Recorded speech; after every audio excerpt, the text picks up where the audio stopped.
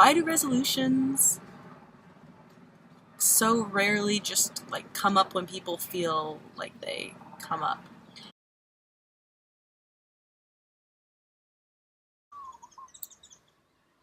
If you are someone who has set yourself a New Year's resolution, I have one question for you, and it is not what your resolution is. My question is why? Why did you set a resolution? And why did you choose the one that you chose?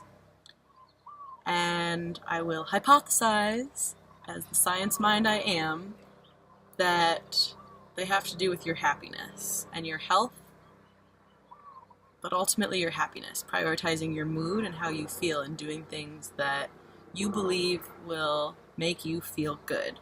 Why is it we wait until the beginning of a month or beginning of a year to say, okay, now I'm going to make this change or this adjustment, or I'm going to do this thing that will increase my happiness? If there's something we think is going to increase our happiness, why not do it immediately? And I'm asking this to myself as well. It's interesting what it is about how habits work, maybe, in our habitual nature and all of us liking routines, that it's like wanting perhaps the momentum of a new calendar year, of a new month, of something else to help propel us into a new change. Maybe it's a way to let go of the other thing as well and having it be marketed, is that a time? Demarcated? That's a word. I think the weight loss industry is a really clear example of this, of selling people the idea that weighing less will make them happier, and then selling them different means, either through selling direct products or selling, the idea of moving, doing a specific exercise, doing a specific diet plan that is going to help them lose weight. And the reason people want to do that is because they believe that's going to make them happier. It doesn't have to do with the number on the scale. It has to do with their perception, their idea of what they will feel when they see that number, or when they have that six-pack. That's one that I'm learning to let go of, is saying, oh, I'll be happy, in all of the if-thens, like, oh, I'll be happy when I have a six-pack. No. When I have a six-pack, I'll have a six-pack.